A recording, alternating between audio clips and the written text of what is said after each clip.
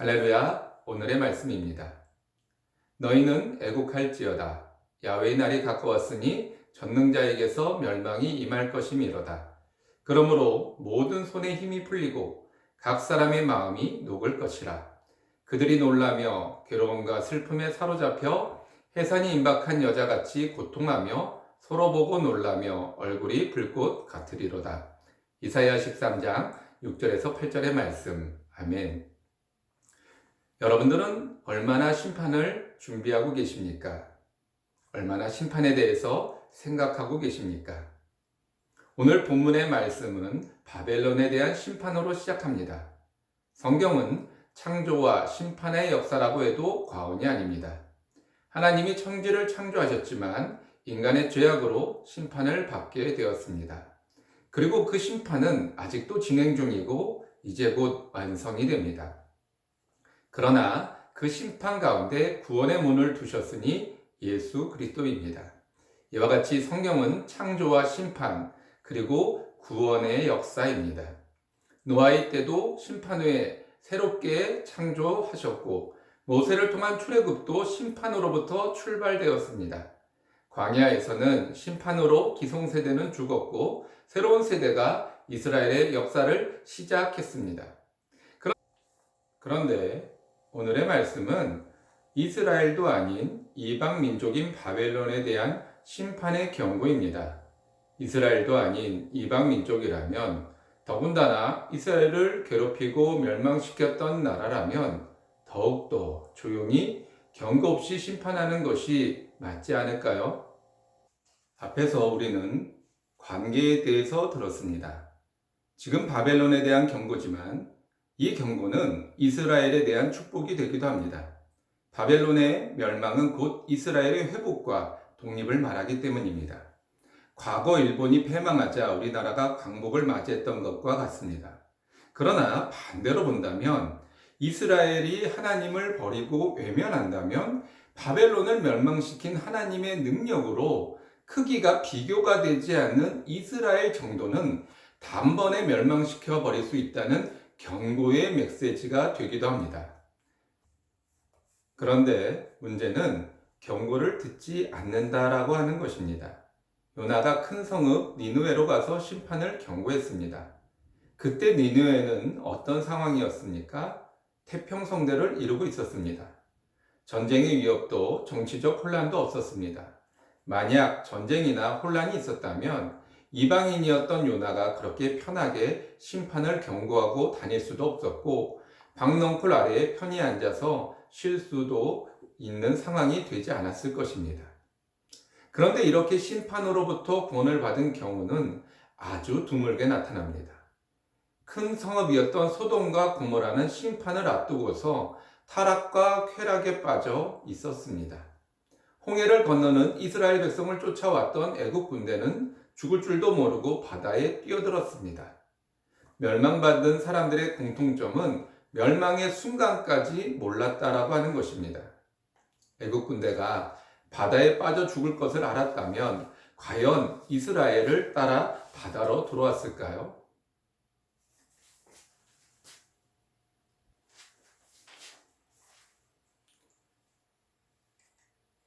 절대로 들어가지 않았을 것입니다. 소돔과 고모라 사람들도 자신들의 잘못을 깨달았다면 심판의 메시지에 귀를 기울였을 것입니다. 다시 말하면 심판은 도적과 같이 임하는데 정작 심판을 받을 백성은 그 순간까지도 깨닫지 못한다라고 하는 것입니다. 반대로 구원받은 사람들은 위협이나 위험이 없어도 구원을 받는다라고 하는 것입니다.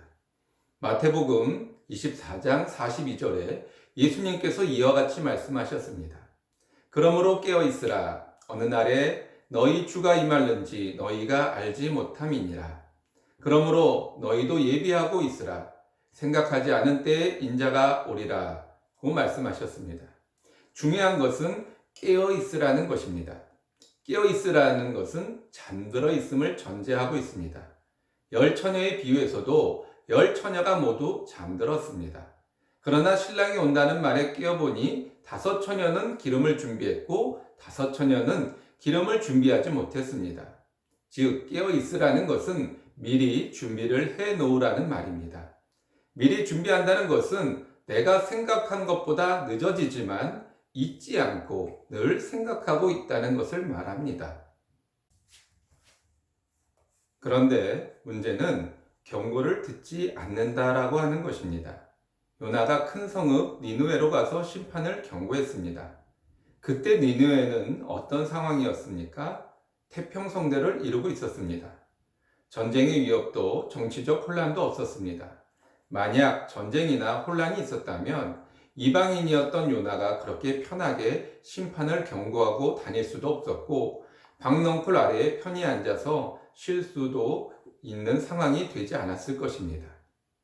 그런데 이렇게 심판으로부터 구원을 받은 경우는 아주 드물게 나타납니다. 큰 성읍이었던 소돔과 고모라는 심판을 앞두고서 타락과 쾌락에 빠져 있었습니다. 홍해를 건너는 이스라엘 백성을 쫓아왔던 애국 군대는 죽을 줄도 모르고 바다에 뛰어들었습니다. 멸망받은 사람들의 공통점은 멸망의 순간까지 몰랐다라고 하는 것입니다. 애국 군대가 바다에 빠져 죽을 것을 알았다면 과연 이스라엘을 따라 바다로 들어왔을까요?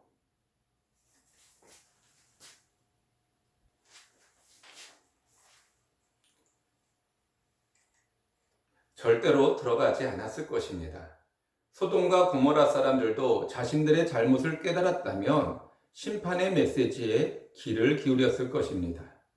다시 말하면 심판은 도적과 같이 임하는데 정작 심판을 받을 백성은 그 순간까지도 깨닫지 못한다라고 하는 것입니다. 반대로 구원받은 사람들은 위협이나 위험이 없어도 구원을 받는다라고 하는 것입니다. 마태복음 24장 42절에 예수님께서 이와 같이 말씀하셨습니다. 그러므로 깨어 있으라. 어느 날에 너희 주가 임할는지 너희가 알지 못함이니라. 그러므로 너희도 예비하고 있으라. 생각하지 않은 때에 인자가 오리라. 고 말씀하셨습니다. 중요한 것은 깨어 있으라는 것입니다. 깨어 있으라는 것은 잠들어 있음을 전제하고 있습니다. 열 처녀의 비유에서도 열 처녀가 모두 잠들었습니다. 그러나 신랑이 온다는 말에 깨어보니 다섯 처녀는 기름을 준비했고 다섯 처녀는 기름을 준비하지 못했습니다. 즉 깨어 있으라는 것은 미리 준비를 해 놓으라는 말입니다. 미리 준비한다는 것은 내가 생각한 것보다 늦어지지만 잊지 않고 늘 생각하고 있다는 것을 말합니다.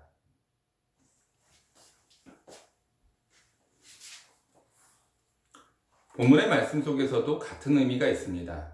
너희는 애곡할지어다로 시작하는 본문은 다시 말하면 애곡하고 있지 않다는 것을 말합니다. 당시에 세계 최강의 강대국이여 어떤 나라도 넘볼 수 없는 군사력을 가진 나라에서 무엇이 아쉬워서 또는 무엇이 부족해서 애곡하겠습니까? 그렇기 때문에 애곡하고 있지 않다는 것입니다. 그러나 야훼의 날이 가까웠으니 라고 말씀하고 있습니다. 야훼의 날은 앞서 아무도 모른다고 말씀드렸습니다. 아무도 모른다는 것은 어떤 전조 증상도 없다는 것입니다. 예수님이 구름을 타고 오신다고 해서 구름 한 점 없는 날은 예수님이 오실 수 없습니까? 천지를 창조하시고 다스리는 분께서 날씨 때문에 이 땅에 오실 수 없다면 그것이야말로 박장대소할 일이요 또한 하나님을 조롱하는 일이 될 것입니다. 예수님이 이 땅에 오실 때는 날씨나 어떤 상황에도 구애받지 않으십니다. 그렇기 때문에 아무도 모른다는 것입니다. 모르기 때문에 그날에도 평소처럼 생활하게 되어 있습니다. 소돔과 고모라 때도 노아의 때도 모두 평상시처럼 죄를 짓고 살았습니다. 그러다가 순간적으로 멸망을 받은 것입니다. 그러나 그 순간에는 모든 손에 힘이 풀리고 각 사람의 마음이 녹을 것입니다. 교통사고나 큰 사고를 당해보신 일이 있으십니까? 모든 것이 순간적으로 일어납니다. 어떤 생각도 어떤 반응도 보이기 전에 나는 사고 한가운데 있는 것입니다.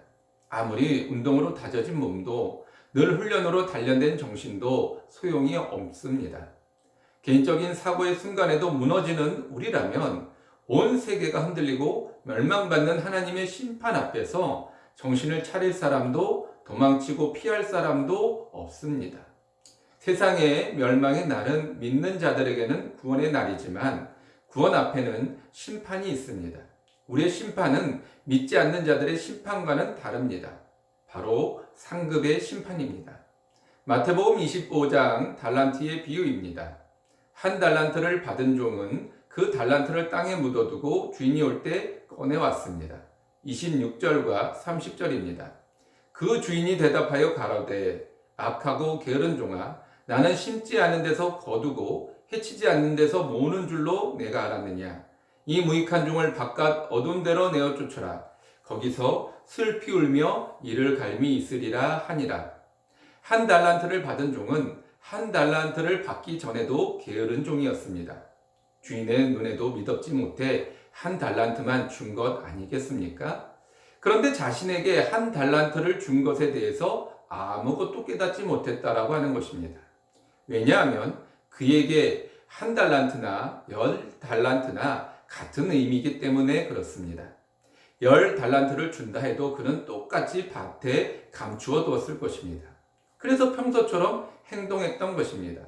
하지만 주인은 이미 마음속에 심판을 생각하고 있었습니다. 그것은 깨어있는 사람에게만 보입니다. 우리는 깨어 있습니까? 아니면 잠자고 있습니까? 해산이 임박한 여자같이 고통하며 서로 보고 놀라며 얼굴이 붉고 같으리로다 고 말씀하고 있습니다. 해산이 임박한 여자의 몸은 다른 사람과는 다릅니다. 배가 많이 나오고 걸음걸이나 행동이 느릴 수밖에 없습니다. 그런데 그때 몸이 무겁고 힘이 든다고 해서 누워있기만 하면 해산의 고통이 더 커진다고 합니다. 일단은 영양분이 태아에게 많이 전달돼서 태아가 커지고 산모의 근육이 이완돼서 힘을 줄 수가 없다고 합니다. 그래서 해산이 임박할수록 운동으로 몸을 다져야 한다고 합니다. 심판은 그날에만 있는 것이 아닙니다. 하루하루가 심판의 날입니다. 오늘 하루를 게으르게 살았다면 우리는 바깥 어두운 곳으로 한 걸음 더 나아가고 있는 것입니다.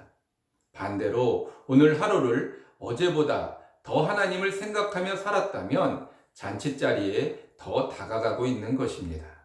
이것이 깨어있는 자의 모습입니다. 바벨론의 심판을 기록한 목적은 이스라엘에게 주는 경고입니다. 너희가 바벨론의 멸망을 보게 될 것인데 너희도 그렇게 되지 않도록 깨어 있으라는 것입니다.